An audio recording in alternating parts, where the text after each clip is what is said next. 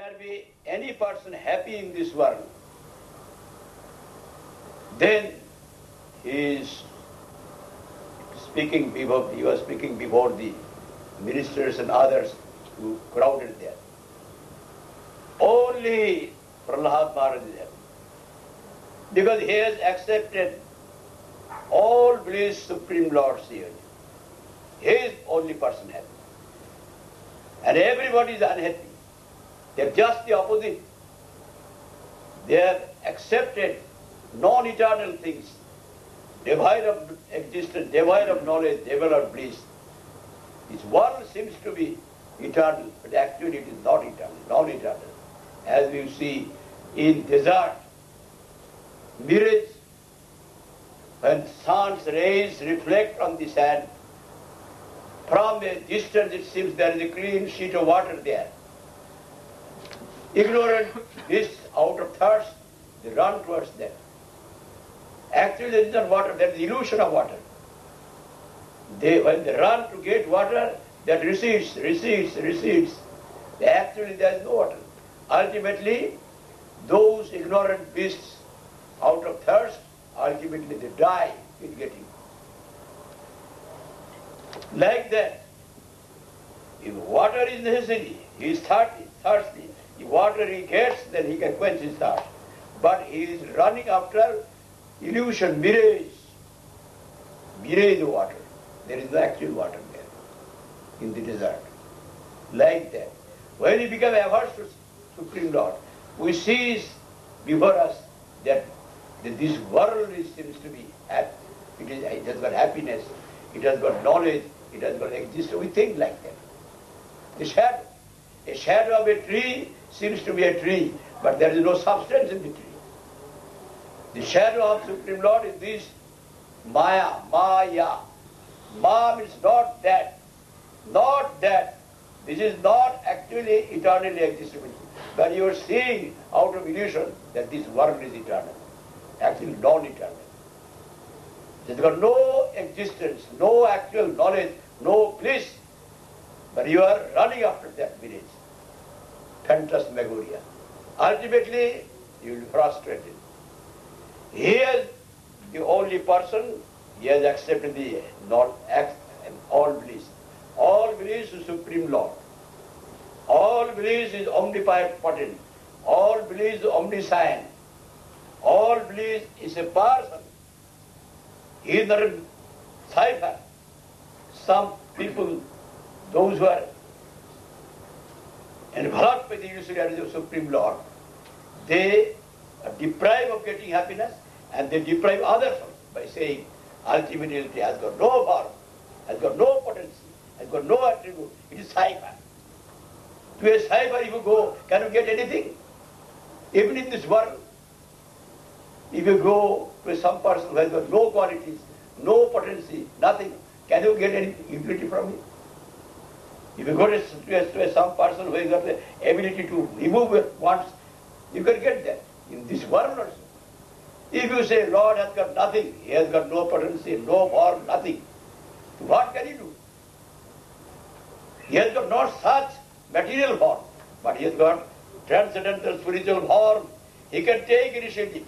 Ananda personified is Sri Krishna. There is no equal to Ananda, more than Ananda. Ananda is Supreme Lord himself. Without the grace of Ananda, nobody can get Ananda. When we try to get Ananda by our own capacity, we come in contact with the devoid of Ananda. We contact with the things which are devoid of Ananda. Over it we can Lord in one. We have come to this material world, hallucinating material world. It seems to be existing, seems to be knowledge, but it seems to be bliss. But actually it is just the opposite. We are deprived. We think if we get money, we shall be happy. The moneyed persons are not happy. Here in this world, poor is not happy, moneyed person is happy, married person is not happy, unmarried person like us. We are not unmarried. We are not married. But we are not happy. And married, they are not happy. Those who have children, they are not happy. Those who have no children, they are not happy. Nobody is happy in this world because they have not accepted the happiness happiness is identical with Supreme Lord. Om Shanti, Shanti, Shanti. Om Purnavadam, Purnavidam, Purnat, Purnamudachyati. Purnasya, Purnavada, Purnavashishradam, Shanti, Shanti, Shanti. The complete reality is Supreme Person. Without His grace, nobody can get Ananda. Ananda is the subservient to us. Even a child, small child is giving happiness to his parents and to others. How long? As long that Satchidananda, eternally existing knowledge and blissful principle exists within that body. And Atma, so long it gives happiness. When consciousness will live, that dead body will not give happiness to parents, to anybody in this world. You may decorate that dead body. They will be afraid of seeing this. It is enveloped, that particle of the blissful principle is within this body, enveloped by gross and subtle body. Yet it is giving us happiness. When that will remove, that will withdraw that body, then that body, the dead body will not give happiness to anyone. And that spiritual part is coming from Supreme Lord. There are infinite spiritual parts in there. A spiritual spark, if it's emancipated spiritual spark, and can compare with the emancipated spark, oh, what kind of happiness you will get? You can imagine. And the root cause of all the emancipated souls is Supreme Lord Sri Krishna. If you can come in contact with Him, what kind of Ananda? You can be drowned with the ocean of Ananda. Ananda is not unconscious. Ananda is not matter. Ananda is conscious. Ananda is absolute knowledge. Ananda is absolute existence. Ananda is absolute. He is absolute. He is omnipotent, omniscient.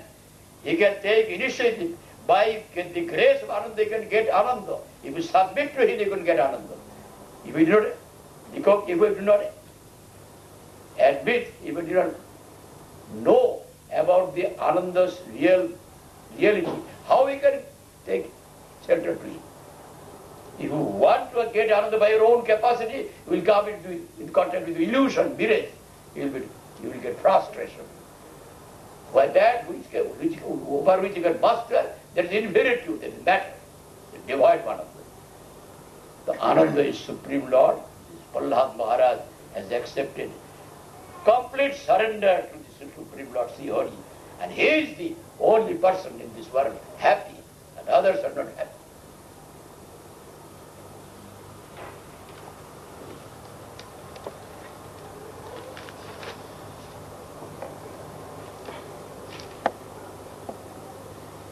Затем этот садху, этот святой, и необычный святой.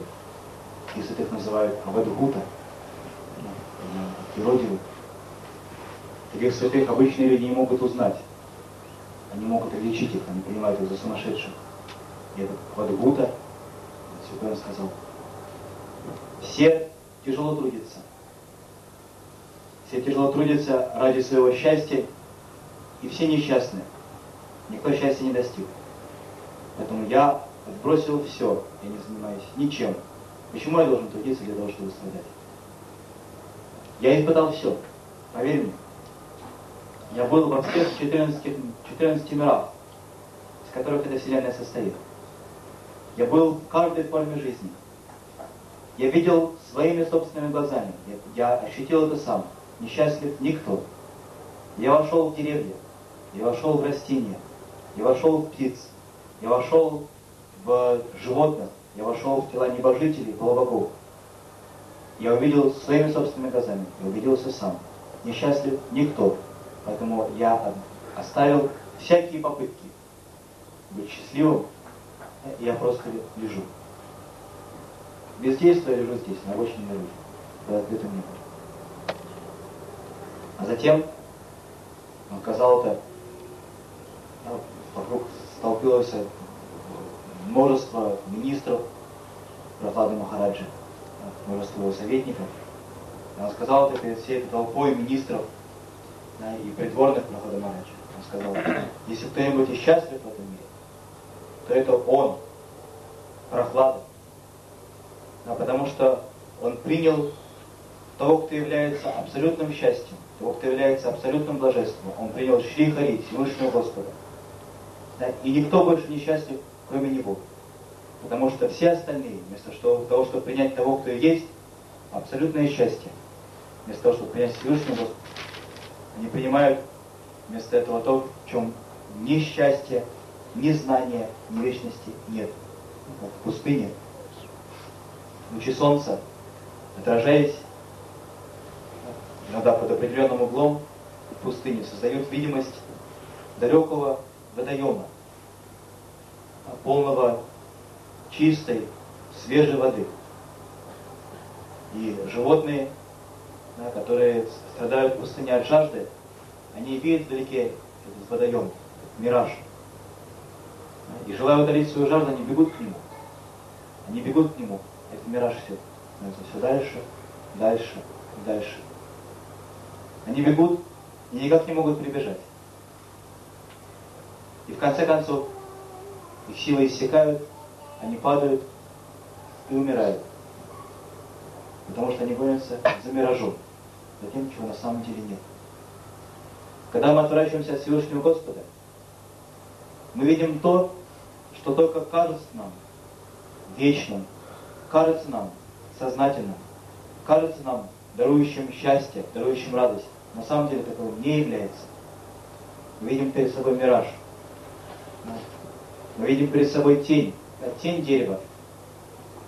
Она похожа на дерево. По своим очертаниям она почти как дерево. Но в ней нет никакой сути. В ней отсутствует содержание. Когда мы отворачиваемся от Всевышнего Господа, мы видим перед собой Его тень, которая называется словом «майя». Мы видим «майя». «Майя» означает «ма» означает «не». «Я» означает «то». Это не то, что мы ищем. Это только кажется вечным, только кажется сознательным, только кажется анандой, только кажется счастьем, блаженством. На самом деле это «майя», это фантасмагория, это мираж. И в конечном итоге нас ждет разочарование. Он, Прахлада Махарадж, он принял Всевышнего Господа, который является абсолютным знанием, абсолютным вечным существованием, абсолютным блаженством, абсолютным счастьем, абсолютной анандой. А есть люди, которые полностью покрыты иллюзорной энергией Всевышнего Господа. Они утверждают, что абсолютная истина — это ничто. В абсолютной истине нету качеств, нету имени, нету облика, нету никаких сил, нету могущества. Это ничто, это ноль.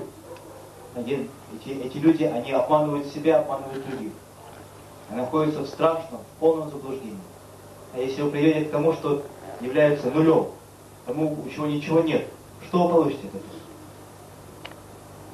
Даже в этом мире, если вы придете к человеку, у которого нет никаких качеств, никакого имени, нет никакого облика, что вам этот человек даст? Чем этот человек вам поможет? Если вы придетесь к Всевышнему Господу, а у него нет ничего, никакого могущества, какой смысл в таком Боге? Какой смысл такой истины? У него есть все. У него нет материального облика, нет материальной формы, у него нет материального имени.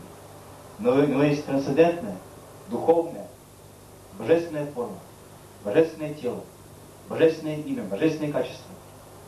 Он есть сама ананда, он есть само блаженство как личность. Он Всевышний, значит, он может взять инициативу на себя. Значит, что воля, инициатива исходит от него. Он ананда, он абсолютное существо. И без милости ананды мы никогда эту ананду не получим.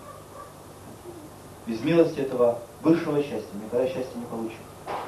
Когда мы пытаемся своими собственными усилиями получить ананду, своими собственными усилиями стать счастливым, вместо того, чтобы получить ананду, мы приходим в соприкосновение с материальным миром, мы приходим в соприкосновение с миражом. Мы думаем, деньги принесут нам счастье. Но в этом мире ни богатые люди, ни бедные люди, ни счастливы. Мы думаем, если у нас будет жена, мы будем счастливы. Но женатые люди несчастливы. И холостые люди, я, например, никогда не был женат, они тоже несчастливы. Потому что дети принесут нам счастье. Но те, у кого есть дети, они несчастливы. И те, у кого детей нет, тоже несчастливы. Никто не будет счастлив, покуда он не принял Всевышнего Господа, потому что он и есть абсолютное счастье. Высший принцип. Упанишады говорят про него. Ом пурнамада пурнамадам пурнамудаччате пурнася пурнамадая пурнам эва вашишьяте. Ом шанти шанти шанти.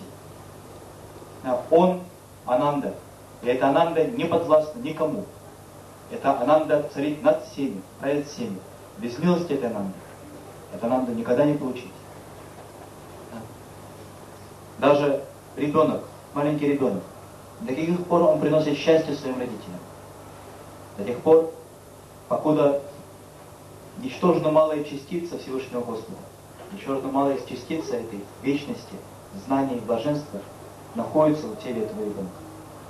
До тех пор он радует своих родителей, они радуются ему. Это ничтожно малая частица Сатчитананды, вечности, знания, блаженства. Она покрыта тонким телом, покрыта грубым телом. И все равно она приносит счастье тем, кто общается с этим ребенком, тем, кто играет с ним. Но если убрать эту частицу, оставить просто тело, тело не принесет никакого счастья, никому. Это тело хранит. Это ничтожно малая частица, которая даже покрытая материей приносит столько счастья. Она исходит от Всевышнего Господа. Он причина всего. Он абсолютная вечность, абсолютное знание, абсолютное блаженство. Только можно представить себе, какое счастье мы можем почувствовать, если соприкоснемся с душой свободной от этих оболочек материи, с освобожденной душой, с освобожденной частицей Сатчитананды. А какое счастье принесет нам общение с причиной всех этих живых существ, с изначальной Сатчитанандой, с абсолютной вечностью, с абсолютным знанием, с абсолютным счастьем, с абсолютным блаженством. Если мы соприкоснемся с Ним, со Всевышним Господом, мы утонем в океане Ананды. Мы не можем себе это представить. Ананда не является бессознательной. Ананда не является материей. Ананда — это вечное существование. Ананда — это абсолютное сознание. Ананда всеведущая, Ананда всемогущая, Ананда вездесущая. Ананда может взять инициативу на себя. Ананда может сделать первый шаг. Без милости Ананды мы никогда Ананду не получим. Эту милость мы можем получить, если предадимся Ананде, если покоримся Ананде. Но мы не знаем подлинную природу Ананды, мы не знаем положение Ананды. А как мы можем покориться ему? Мы стараемся своими силами быть счастливыми, своими усилиями. Да? И в результате этого мы соприкасаемся с материей, терпим разочарование. Потому что все, чем я могу наслаждаться, все, что может быть в моих силах, все, что подвластно мне, все это материя. Это не может быть Ананда, это не может быть Всевышний Господь. Ты, Прахлада Махарадж, сказал Бхагавадгута, ты счастлив, потому что ты принял полное прибежище у абсолютной Ананды, у Господа, Всевышнего Господа, у Шри Хари. Поэтому ты счастлив, кроме тебя не счастлив никто. Гора Хари. So you see, we commit a Himalayan blunder when we think we can acquire Ananda by our own capacity. The Himalayan blunder. Blunder to the extreme. Out of ignorance we think like this. Ananda is transcendental. Ananda is supreme person. Ananda is supreme Lord, beyond the comprehension of human senses and intellect. We have got no idea of Ananda. Ananda is not subservient to us. Ananda is supreme Lord without more than one. One is one. Under him all the universes are created by him. He is himself Ananda. Ananda is omniscient, omnipotent, he is supreme person, transcendental supreme person. If we take absolute surrender to him, immediately we will get Ananda. But we do not accept him. We run after phantasmagoria. When we do not accept him, commit offense at the lotus feet of Supreme Lord, we cannot have happiness. We have committed offense at the lotus feet. Being the eternal servant of Supreme Lord, a part of the potential of the Supreme Lord, we are disregarding it. How we can get happiness? absolute shelter, immediately you get all solutions will be, all problems will be solved immediately. But we don't accept. What can be done? Now, Prahlad Maharaj is the true person to guide us. That Abadhut hermit, that anchorite is the true person to guide us. If you want a real bona fide sadhu, you will not get many.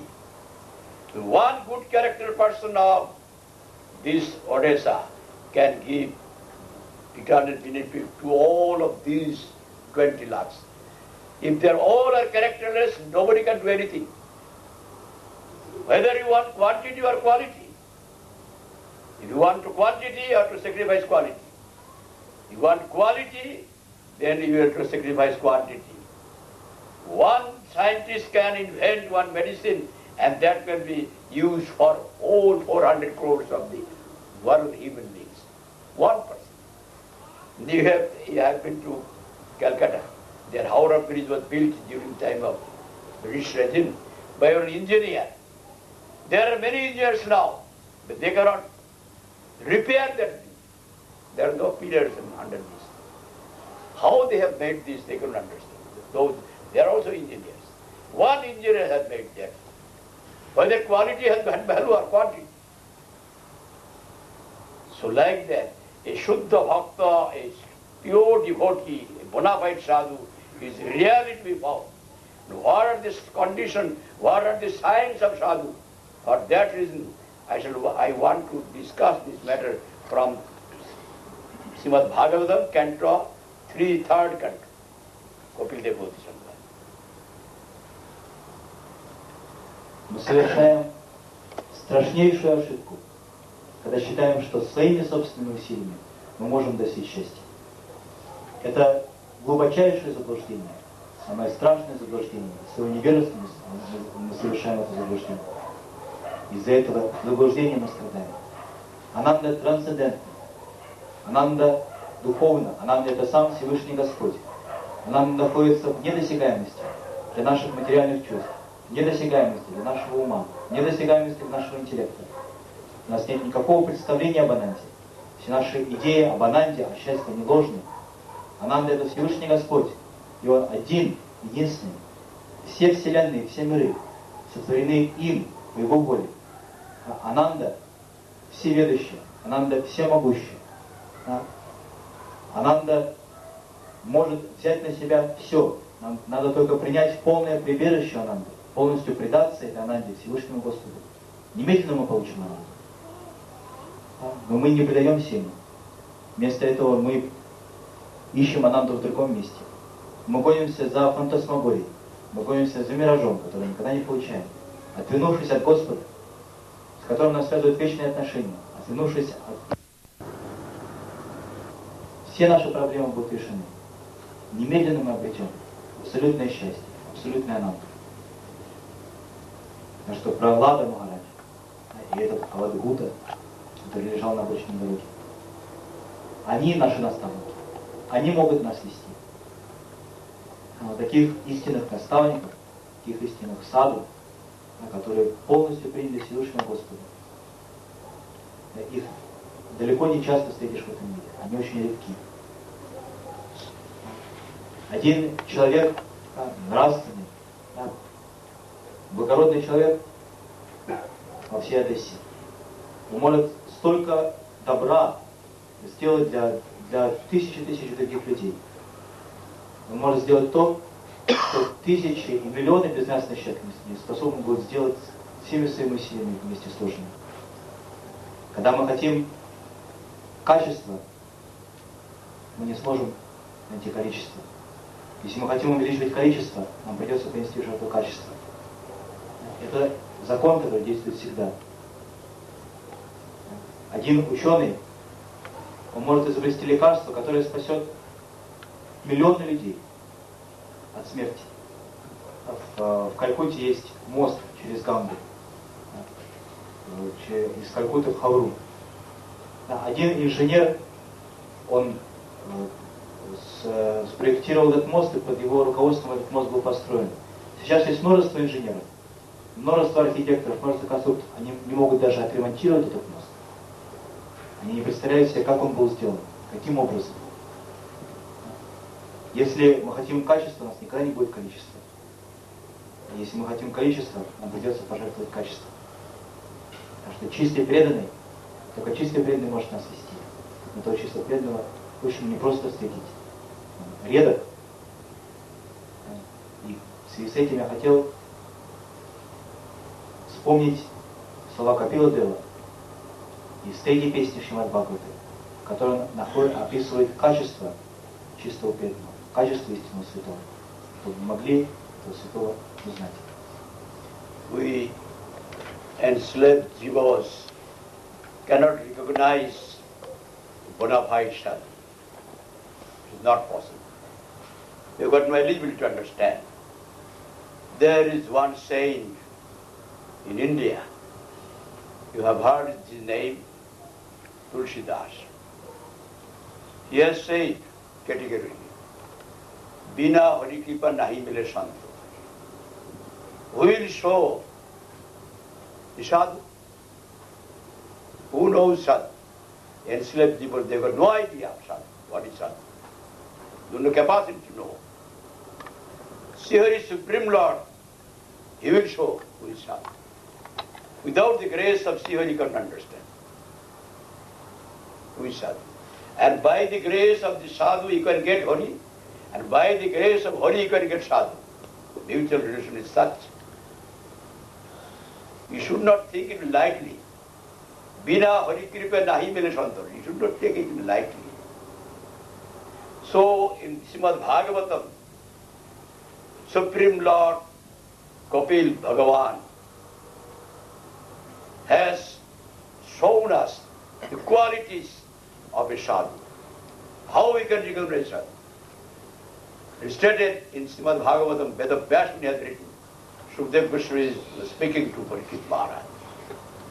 By seeing these signs, you will understand this sadhu. You should remember their talking. From third canto.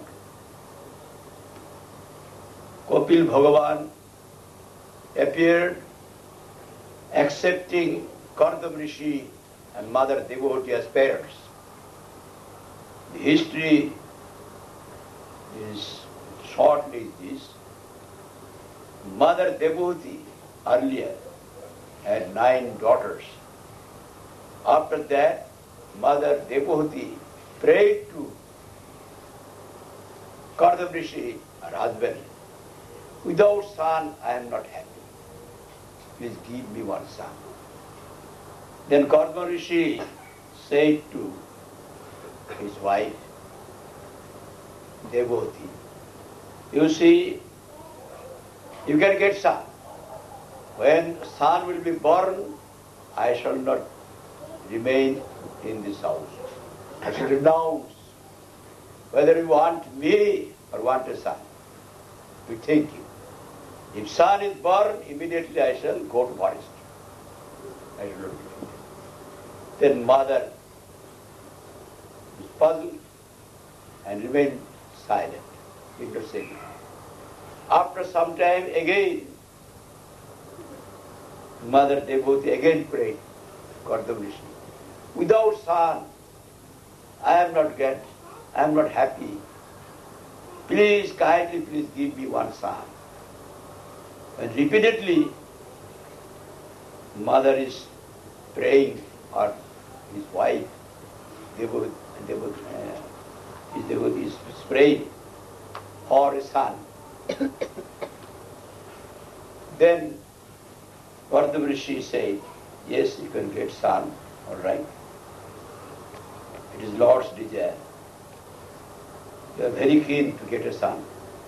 You can get a son if you perform penance as per my direction. We have to perform penance, both of us. And they started penance, severe penance, austerities. When they're worshipping Supreme Lord for getting a son, Supreme Lord was satisfied. And Supreme Lord appeared in the heart of Kardam Rishi. Kardam Rishi has taken the form of a guru. He has become a guru. And imparted that divine knowledge to divinity, to Mother Devotee. Devotees, that knowledge, divinity, entered into the heart of the Mother Devotee. After that, when God is desirous of appearing in this world, He came to the womb of the Mother.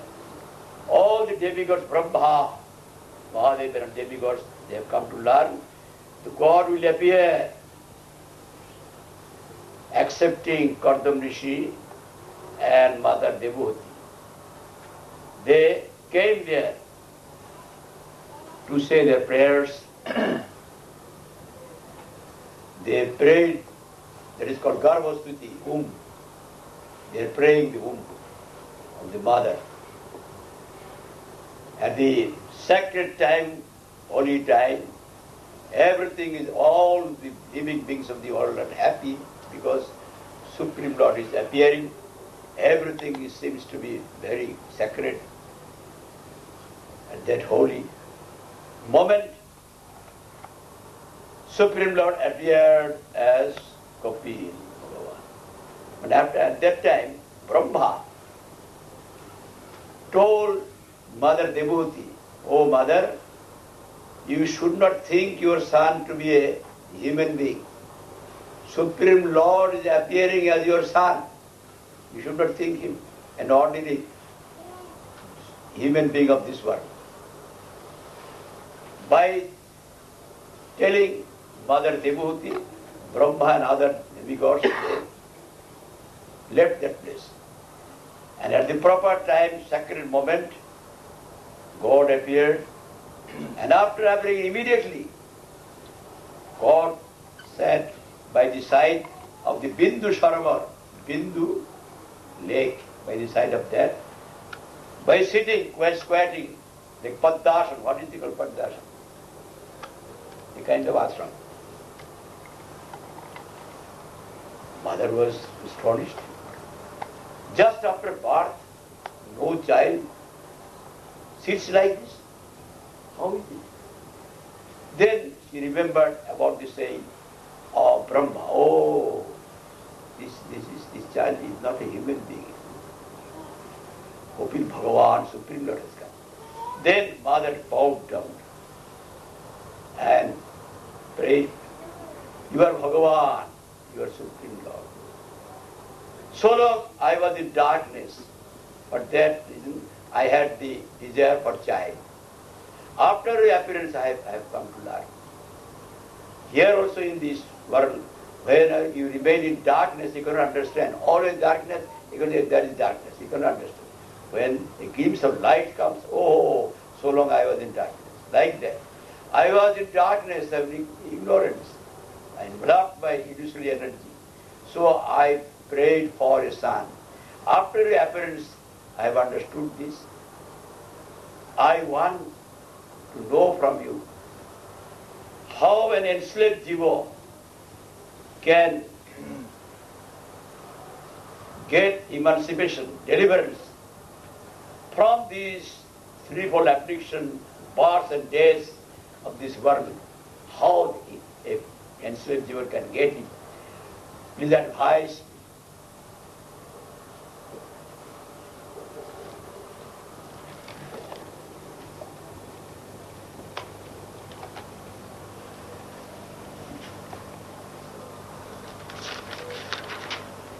Мы, души, порабощенные этим миром, порабощенные материей, не можем узнать саду, не можем отличить саду истинного святого от других. Для таких обусловленных душ, как мы, это невозможно. Мы недостойны этого. Вы, возможно, вы слышали об одном великом святом, из Индии, которого звали Туласидас. Ему принадлежат такие слова. Бина Хари Крипа Нахимилис Санта. Кто покажет нам, где саду? Кто покажет нам, где святой? Мы или кто-то подобный нам показать на святого не в состоянии. Нет таких способностей. Это может показать Всевышний Господь. Без милости Всевышнего Господа, без указания Всевышнего Господа, понять, кто саду, а кто не саду, невозможно. По милости Хари мы можем встретить саду. По милости саду мы можем встретить Бога, Хари. Бина Хари Крипа Нахимили Санта. Мы не должны эти слова принимать поверхностно. Это очень глубокие слова. Мы должны принять их всерьез. Бхагаван Капила Дев в третьей песне Бхагавати, он указал, кто такой саду, кто такой Вайшнава. И поэтому мы сейчас вспомним его учение. Если вкратце вспомнить предысторию тех слов Капила Дева, которые мы хотим вспомнить, то Бхагаван Капила Дев явился как сын Девахути и Кардамы Риши. У Девахути было 9 дочерей. После того, как у нее родилось 9 дочерей, она стала молиться своему мужу Кардаме. Я несчастлива, не имея сына. Пожалуйста, давай у нас будет сын. Да, Кардама Риши сказал ей: ты хочешь сына? Ты можешь обрести сына. Но знай, как только у тебя родится сын, немедленно я оставлю дом. Немедленно я оставлю дом, оставлю семейную жизнь и уйду в лес. Поэтому решай сама. Или я, или сын. Когда сын появится, меня уже больше не будет. Я уйду в отшельничество, в лес. Девахути была озадачена. Она осталась молчать, она не смогла ничего сказать. Не смогла принять никакого решения. Но спустя какое-то время она снова стала умолять своего супруга: я несчастлива без сына. Пожалуйста, пусть у нас будет сын. И после того, как она снова и снова просила об этом, Кардама Риши сказал: хорошо, тебе очень хочется сына. Но таково желание Всевышнего Господа. Теперь, для того, чтобы у нас был сын, и ты, и я должны совершать аскезу. Должны совершать аскезу в служении Господу. И они начали совершать и аскезы, и покаяние. Они поклонялись Всевышнему Господу, и Всевышний Господь был удовлетворен. Он был доволен их служением. И он явился в сердце Кардамы Риши. До Кардамы Риши он стал гуру. И став гуру, это божественное знание, божественную истину, которая явилась в его сердце, он передал эту истину Девахути. И эта божественная истина вошла в сердце Девахути. Потом, когда Всевышний Господь решил явиться в этом мире, из сердца Девахути он вошел в ее лоно. И все деваты, все полубоги, они поняли, что Бхагаван хочет явиться в этом мире. Он находится в лоне Девахути. Они собрались вокруг Девахути. Они стали возносить молитвы, которые называются Гарбастути, то есть молитвы лону матери Девахути. И потом, когда настало святое время, когда является Бхагаван, это непростое время, это очень благословенное время. В это время все живые существа во всем мире, они были счастливы, повсюду были благоприятные признаки. В это время Всевышний Господь явился как Шри Капила Дев. До этого Брахма сказал Девахути: никогда не думай, что сын, который родится у тебя, что это обычный человек. Это сам Бхагаван. С этими словами Брахма и другие деваты, вознеся молитву Господу, оставили это место. Когда Капила Дев явился, немедленно он сел на берегу Бинду-Саравары, как называлось озеро. Он сел на берегу Бинду-Саравары под Масами. то есть пояс лотоса. Б.Валлабха была поражена. Когда так? Такого не бывает с детьми. Чтобы только что родившийся ребенок он сел в пояс лотоса. Потом он вспомнил, слова Брахмы. О, это же Бхагаван, это же сам Всевышний Господь, Капила Дева. Когда Б.Валлабха подошла к своему сыну и склонилась перед ним в поклоне. Она обратилась к нему. Ты Бхагаван, я находилась во тьме.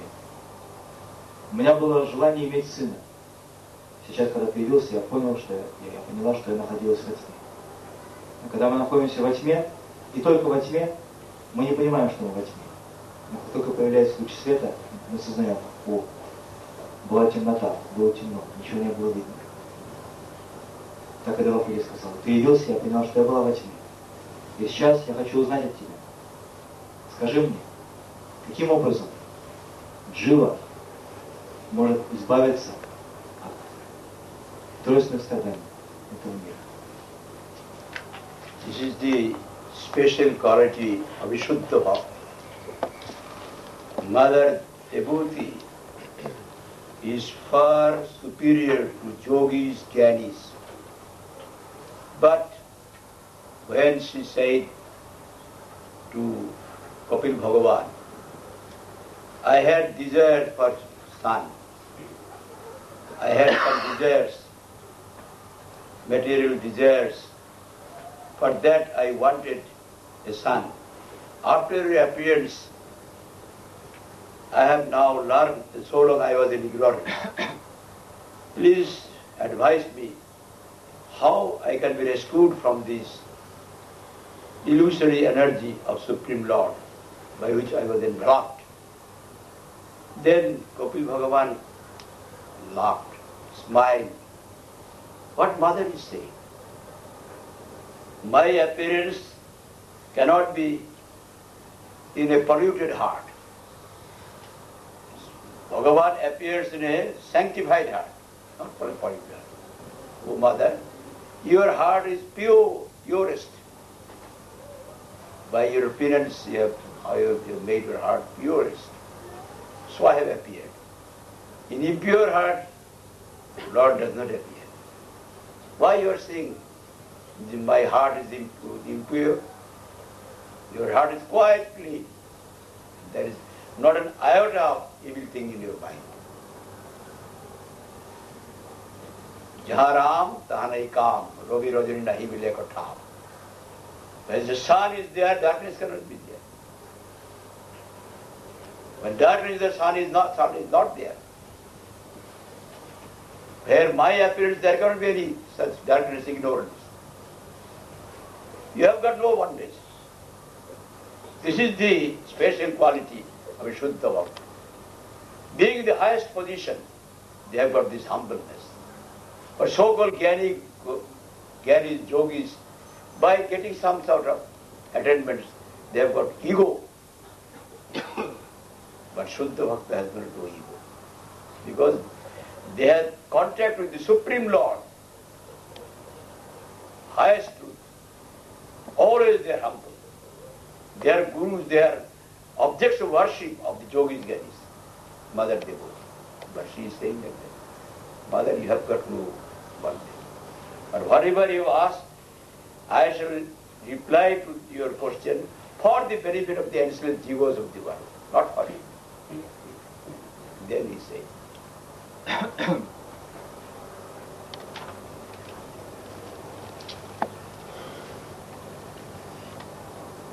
Таково особое качество, отличающее Шудда Бхакту, чистого преданного Господу. Б.Валлабха несопоставимо выше любых йоги, любых гьяни. Да? Но когда она сказала Капила Деву, у меня было желание получить сына, сейчас я понимаю, что я находилась во тьме. Я находилась во тьме, у меня были материальные желания. Когда ты явился, я это поняла. Скажи мне, как я могу спастись? Когда Капила Дев услышал эти слова своей матери, он улыбнулся. О чем говорит моя мать? Я никогда не являюсь сердцем, в котором есть хоть какое-то материальное желание. Я никогда не являюсь в грязном сердце. Я являюсь чистом, я являюсь в святом сердце. Мать, твое сердце чисто, безупречно чисто. Там нет даже тени, даже подобия чего-то низменного, чего-то злого. Говорится, когда приходит солнце, тьмы не может быть. А также, когда являюсь я, невежества нет никакого места. Таково особое качество Шуда Бхакти, чистого преданного. Я занимаю высочайшее положение, а в то же время всегда считает себя ниже всех. Йоги, гьяни, они достигают чего-то, каких-то незначительных успехов они достигают, немедленно у них возникает эго, немедленно у них возникает гордость своими достижениями. Ничтожными достижениями. Но Шуда Бхакта не имеет никакого эго, никакого самолюбия, никакой гордости, потому что он находится в соприкосновении со Всевышним Господом. Мать Халка Бладари. Твое сердце безупречно чисто. Я отвечу на твой вопрос, но отвечу не ради тебя, а не потому что тебе необходимо спасение, тебе необходимо исполнение. Я отвечу на твой вопрос ради блага всех живых существ. Kapil Bhagavan has started giving instructions. He is giving reply to the question of Mother Devotee for the eternal benefit of the whole human race. You have to hear it very attentively. It is not for Mother Devotee. Through her, Kapil Bhagavan is instructing us. Cheta khallasya bandhaya muktve chatmana matam gunisha shaktam bandhaya ratanga pungshi muktve. Mind is certainly the cause of bondage. And mind is certainly the cause of emancipation. Same mind. The body has got to help. Mind is the cause. Chitta, in which all ideas are stay there as a storehouse. It is called chitta. You said mind. Mind is the cause of bondage and mind is the cause of emancipation. Same mind. When mind is attached to three gunas, Sattva, Rajas, Tamas, these three gunas of extraordinary potency, usually, then it is in bondage. When mind is attached to Pungshi, Bhagavati, Supreme Lord, then he has got salvation, emancipation. Pungshi Bhagavati. You are staying here. Now you are thinking about your house. Where you are staying? You are not staying here. Your mind is there. You have gone there. You have gone to Vrindavan, Navadvip Dham. You are thinking about your house at Odesha. Where is you? Your body is there in Vrindavan. But actually you are here. Where your mind is, you exist there. Now here you stay here, but you are thinking about the object of worship, Vrindavan, Krishna. Where you are staying? You are staying at Vrindavan. Mind is the cause of bondage, mind is the cause of emancipation. When mind is attached with the objects of the external potency, produced by the external potency, temporary objects, then he is in bondage. When mind is attached with transcendental Supreme Person, Bhagavan, Supreme Lord, he is emancipated. Now, there is one question from inside the heart of Mother Devotee for the benefit of the human beings. You say mind, when it is attached to Trigun, then we are in bondage. What is Trigun? We are ordinary persons, we have got no knowledge. What is Triguna? Don't understand this. He and she understood. She has understood. She has understood. But for our sake, he is expressing his heart. And by attachment, love for Supreme Lord, we can get emancipation. Supreme Lord, we are not seeing Supreme Lord. Deity is there. We have got no exchange of thoughts with the deity. He is not speaking to us. In reality, from crores, one devotee is speaking with deity. We know these worldly relations are temporary, we know. But we have got exchange of thoughts with them, so we become attached to them. But Bhagavan is not speaking with us. We have got no exchange of thoughts. How we can have attachment? Then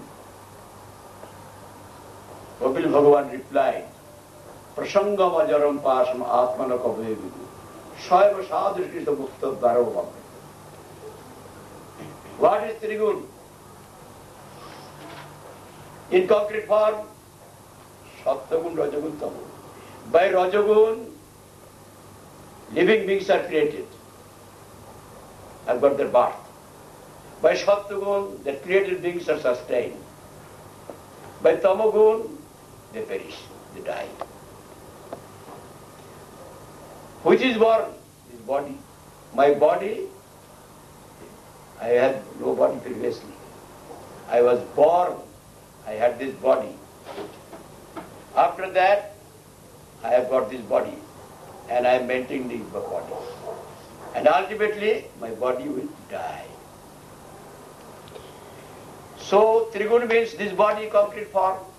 One who thinks about this body, about his own body, how to beautify the body, always thinking about the body, how to beautify, how to get his bodily, physical comforts. He is attached to Triguna. Not simply my own body. We are seeing wives and children. We are not seeing the real selves. We are seeing the outward shackle, cage, the body. Inside that real self is residing. And that body of wife was born and will remain for some time and will die. And other children, I am seeing the bodies, I am not seeing the real self. So this attachment with my body and other bodies is the cause of firm attachment. This is true. Very simple. We are always thinking of our own body. We are always thinking about the other body related to it. How we can get out of this? Very impossible. But here Kapil Bhagavan says, this is the cause of firm attachment. We are always attached to this body and other relations related to this body. And how we can get Bhagavan, how we can get love for Bhagavan. Bhagavan is just speaking with us.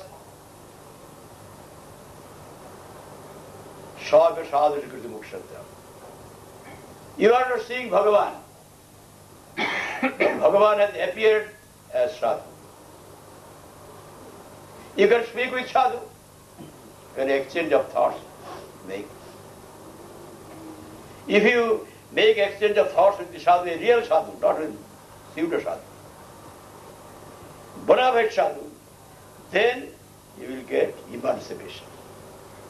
You are not seeing Bhagavan, but Bhagavan always is merciful to his all fallen souls. He himself appears or he sent his own person in this world.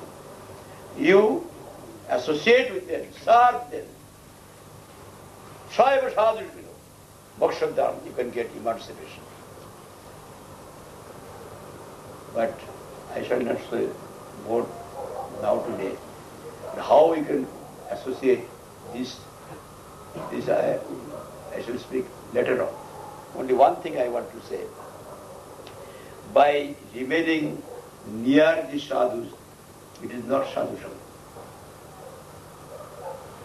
Sadhu sangha, sadhu, I have seen this saffron cloth is sadhu. Sadhu may be in saffron cloth in white cloth. Kapil Bhagavan will teach us about this. This cloth is not sadhu. And how to associate with sadhu? I shall lie, I shall sleep, I shall lie on the same bed of the sadhu, to contact with the sadhu. In sadhu's bed, sometimes we have seen at Mayapur, there is one Babaji, old Babaji was sleeping on the bedstead, and doing Harina was lying. There are many bugs there. They are associating with the sadhu. What kind of association? Sucking blood. Is it association? The Jews, a kind of insects, remain in the highest place of the sadhu, bed, and remaining there, what they do? Suck the blood. By remaining near to sadhu is not sadhu sangha, because their sadhu is thinking about sadhuvastu, Bhagavan, how to please Lord, and their bugs are thinking how to exploit the sadhu, how to suck blood from the sadhu, and the Jews remaining on the head, they are sucking blood. For a distant place you can associate sadhu if you follow the mind thought of the sadhu. Sadhu is for the service of Supreme Lord Sri Krishna. If you follow that, from 1,000, 2,000 miles distance you can, or more than that, you can associate with sadhu. But remaining in the contact physically, that is not sadhu sangha. If your mind is diverted to something to exploit the sadhu. For that reason, we have to follow the teachings of the sadhu. Follow the teachings. We have not to imitate, we have to follow. Imitation is not good. Sometimes we think imitation is sadhu. No. How sadhu sleeps, I shall sleep like that. How sadhu sits, I shall sit like that. No, this is imitation. Sadhu is for the service of Supreme Lord. You have to think. By thinking the purpose of the sadhu, you have to follow it. The instruction of the scripture to follow, not to imitate. Our one god brother, Govinda Maharaj, is no one now in this world. He used to give many very humorous instances, and everybody was laughing on hearing it. One instance I have remembered. He used to give this instance. In one place, there was one person who used to earn his livelihood by hawking. The hawkers and peddlers, on the road, they move and they sell their things. What do you say? Peddlers? Peddlers, hawkers on the road. That person used to sell caps that we put on the head. Caps in a wicker basket. He used to keep it on the head and he used to walk on the road, move on the road and cry, very cheap and very nice cap. One cap $10, one cap $10. Take. And by selling that cart, he is getting his livelihood and his family. One day, moving on the road, not a single cap was sold. Very much mortified, dejected. And he used to take his food with him. When it has become Afternoon, he could not move, he was very tired and disappointed. He sat under a tree, big tree, banana tree, big. And there is shadow. Under the shadow he sat. After some time, well, I am hungry, let me eat some food. What he had brought, he ate that. After eating food, he felt some sort of laziness. Well, I should have to take a rest for some time.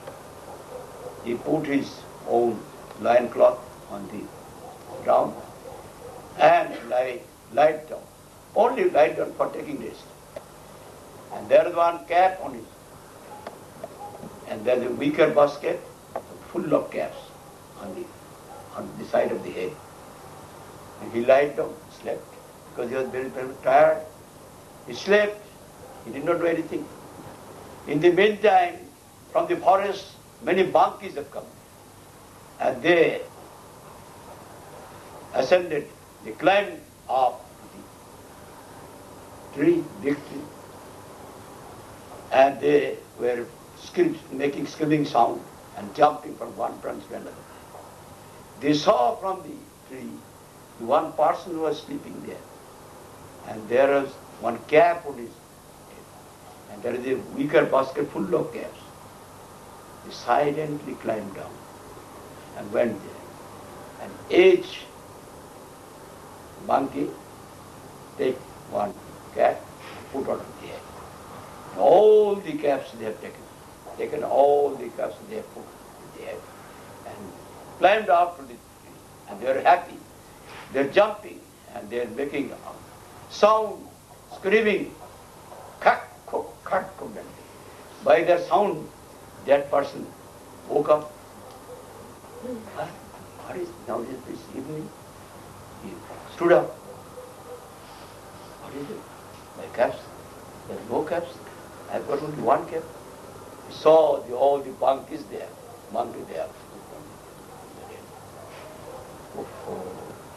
I could not sell a cap. All the caps they have taken. I have got no food with me. By giving food, they will give us. In Vrindavan, you will go, you have to give something. Otherwise, they will take your spectacles, everything. You do what?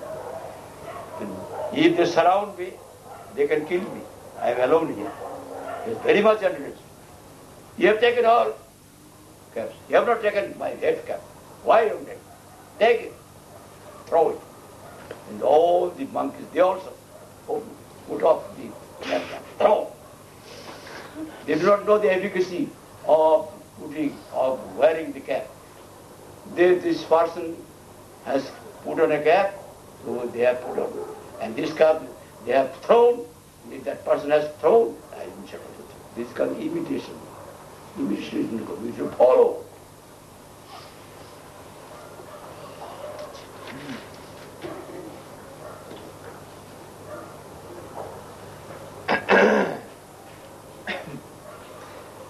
Когда Капиладев начал свои наставления в ответ на вопрос Девакути, отвечая не Девакути, отвечая всем, через Девакути отвечая всем. Поэтому вы должны быть очень внимательны, потому что Капиладев говорит не для блага Девакути. Он явился в ее чистом, безупречном сердце. Он говорит для блага нашего, для блага всех остальных живых существ. Через Девакути он учит нас. Капиладев сказал: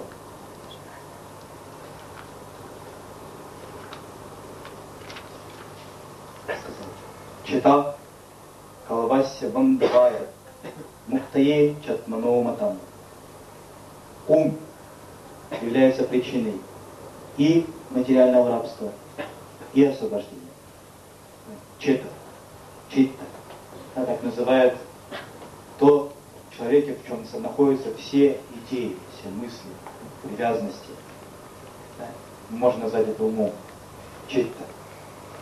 Один и тот же ум является причиной и материального рабства, и освобождения. Когда этот ум привязан к 3 гунам, он является причиной материального рабства. Гунейша сактум бандхая.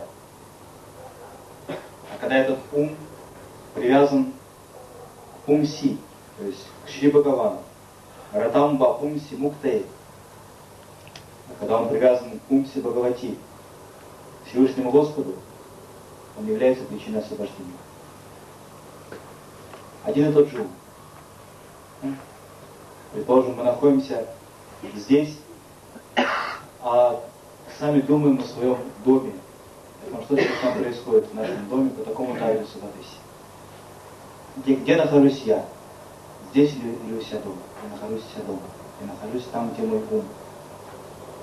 Или, предположим, вы находитесь во Вриндаване, в святой обители Шри Кришны. Но вы думаете о своем доме, который остался тут в Одессе.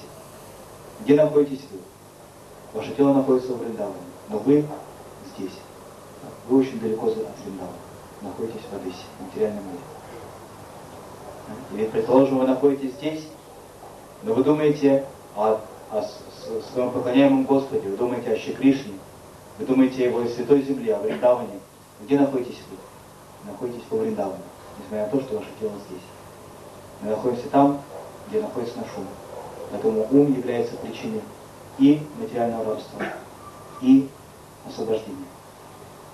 Ум, привязанный к предметам, которые являются продуктами внешней энергии Всевышнего Господа, материальной энергии, этот ум приводит к материальному рабству. Ум, привязанный к Шри Бхагавану, приводит к освобождению. И тогда Б.Валлабха задает вопрос. Задает вопрос для блага всех. Очень важный вопрос. Она говорит, как и вода. Ты говоришь, что ум, привязанный к 3 гунам материальной природы, является причиной рабства. А что это 3 гуна материальной природы? Ну, мы простые люди, мы обычные люди, мы не можем понять этого языка. Что означает 3 гуна материальной природы? Что это значит быть привязанным к 3 гунам материальной природы? Как это понять? Пожалуйста, объясни. Б.Валлабха понимает это. Она мать самого Всевышнего Господа, величайшая преданная. Ради блага всех остальных нас спрашивает. И она говорит, ты говоришь, что если наш ум будет привязан к Всевышнему Господу, если все наши помыслы будут стремлены к Нему, если мы будем любить Его, то это будет причиной нашего освобождения, нашей свободы. Но мы не видели Всевышнего Господа. Мы видим Божество, мы видим святой образ Всевышнего Господа. Но не можем общаться с Ним. Мы не можем обмениться с Ним своими чувствами, своими мыслями. Божество не разговаривает с нами, не говорит нам, не советует нам. Может быть, из миллиарда преданных, с одним Господь в своей форме Божества, в своей форме Шримурти разговаривает. Но с нами Он не говорит. Как же мы можем получить привязанность к Всевышнему Господу? Мы же не можем общаться с Его Божеством. Не можем признаться в чем-то. Мы не можем получить совет. И тогда, как Б.Валлабха, он говорит такие слова.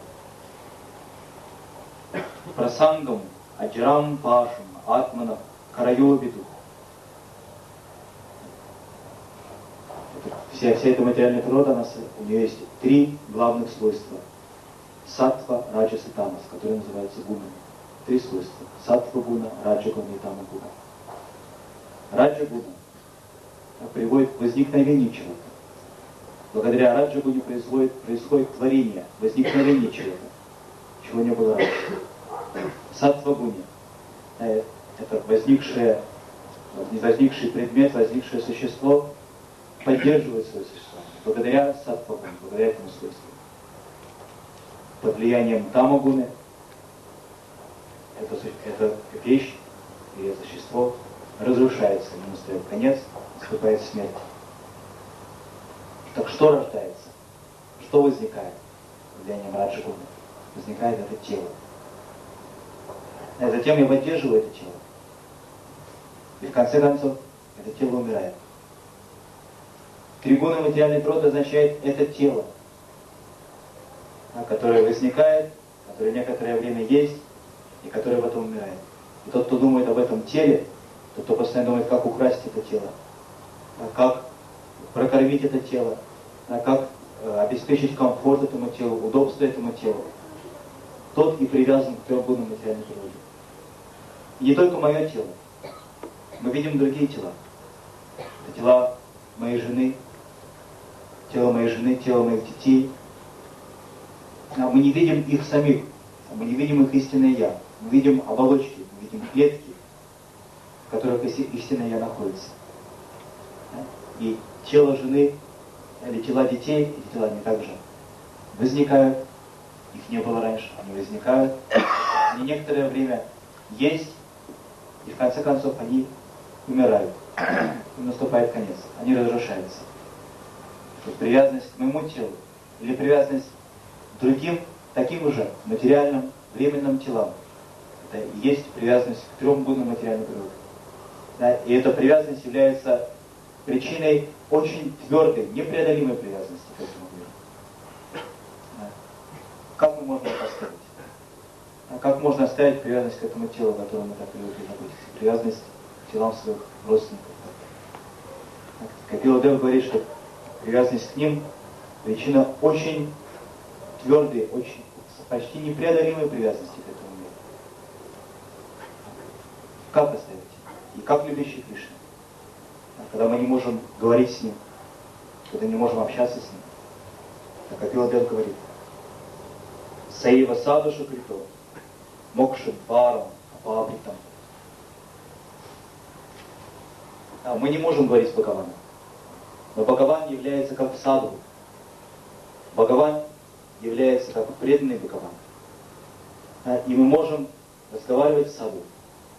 Можем обмениваться с ним своим чувством. Можем делиться с ним своими мыслями. Можем спрашивать, задавать вопросы. Если мы делимся своими мыслями, своими переживаниями с истинным саду, мы не говорим о каких-то поддельных саду, не настоящих саду. Если мы делимся своим чувством с истинным саду, тогда это общение с саду, оно будет причиной нашего освобождения. Бхагаван, он является в этом мире как саду, как святой Вайшнав. Бхагаван, он посылает своего вечного слугу, своего близкого, он посылает в этот мир. Если мы общаемся с ним, если мы служим ему, если у нас возникает привязанность к нему, тогда мы получаем освобождение от всех привязанностей этого мира. Как общаться с саду? Об этом я не буду говорить сейчас. Об этом надо говорить подробно. Об этом я скажу позже. Но я хочу сказать только одну важную вещь.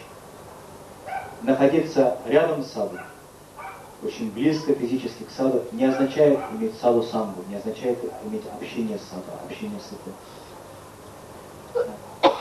Саду, на тот, кто одет в шафран, и тот, кто одет в белые одежды, не спадающие одежды, это еще не саду. Когда мы видим шафрановый цвет, это не значит, что это саду. Но когда мы его не видим, это не значит, что саду нет. Все это объяснит нам Бхагаван Б.Валлабха. Быть просто рядом с саду не значит получить его сангу. Я буду жить как можно ближе к саду, я буду спать с ним на одной постели, я буду постоянно прикасаться к саду, находиться в самом тесном соприкосновении к саду. Тем самым я получу саду сангу. Общение с саду, по сути, это не так. В Майпуре, я помню, был один бедный, пожилой бабаджи. Он лежал в нашей матхе на кровати, и лежа он воспевал святое имя Господа. Он был уже пожилой, лежа воспевал святое имя Господа. А в Майпуре там есть много специальных жуков. И эти жуки, они пользовались этим случаем и получали саду сангу, тем, что они ползали по нему и сосали его кровь. Они были очень близко к саду. Там есть такая разновидность паука. Этот паук, он вообще забрался на самое высшее место этого сада, забрался на его голову, сидел на его голове и сосал кровь из его головы. Получали они саду сангу? Получали они общение с саду или нет? Саду Он думает о Всевышнем Господе. Все его устремления, все его чувства, все его желания направлены на Всевышнего Господа. Он молится о служении ему. Он думает, что удовлетворит его. А жуки, которые ползут по его телу, они в это время думают, как бы выпить его кровь. Куда бы его укусить, чтобы выпить его кровь. Они не получают никакой садхусанги. Когда мы думаем о том же, о чем думает саду, когда мы думаем о том, куда же стремится саду, когда мы думаем о том, как мы можем служить ему, как мы можем также стремиться к тому же, к чему стремится он, когда мы находимся в общении с саду, даже если мы находимся на расстоянии тысяч и тысяч километров от него, но физическая близость еще не означает общение. Если мы находимся физически рядом с саду, наш ум отвлекается на совершенно другие вещи, наш ум преследует совершенно другие цели, то мы находимся очень далеко от него, никакого общения с ним не получаем. Поэтому Б.Валлабха учит, что настоящее общение – это следовать учению саду, следовать наставлениям саду, а не просто быть с ним рядом, и не просто подражать ему, не просто имитировать его. Иногда мы думаем, что имитация, подражательство, что это и есть саду-санга. Как саду сидит, я буду сидеть вот так же. Как саду спит, я буду спать вот так же.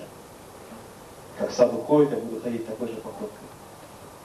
Но имитация еще не саду-санга. Мы должны думать о идеалах саду, о устремлениях саду, о намерениях саду. Тогда это будет саду-санга.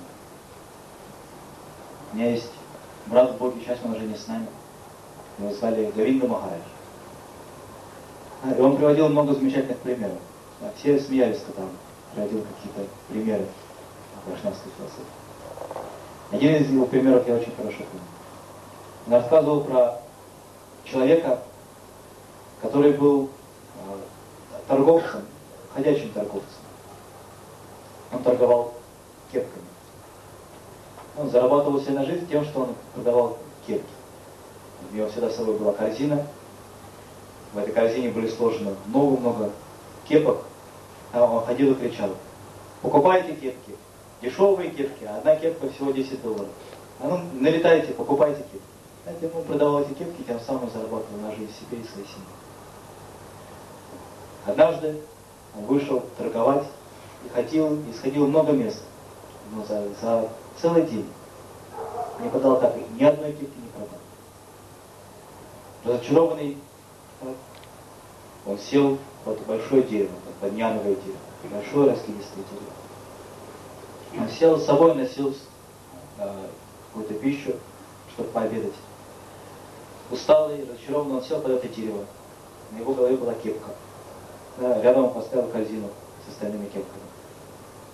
Он сел туда, и потом подумал, что настало время поесть. Он достал свой обед, перекусил, и потом его потянуло в сон. Он почувствовал, что ему неохота идти дальше, а потом надо немного отдохнуть. Он пристрелил какую-то одежду, которая на нем была, лег на нее, и заснул. Глубоким сном. Корзина с кепками. Одна кепка на его голове, корзина с кепками осталась стоять рядом. В это время к этому баньяновому дереву подскакало стадо обезьян. Они прискакали туда, они запрыгнули на это дерево, они стали прыгать по этому дереву, визжать, кричать, издавать всякие звуки. Вдруг они увидели, под деревом кто-то сидит. Если сидит, точнее лежит человек. Да, лежит человек, на его голове кепка. А рядом целая корзина с такими кепками. Да, очень тихо, очень осторожно. Они спустились туда. И каждая обезьяна взяла из этой корзины по одной кепке. И вот как они увидели на этом человеке, они так эти кепки себе на голову носили.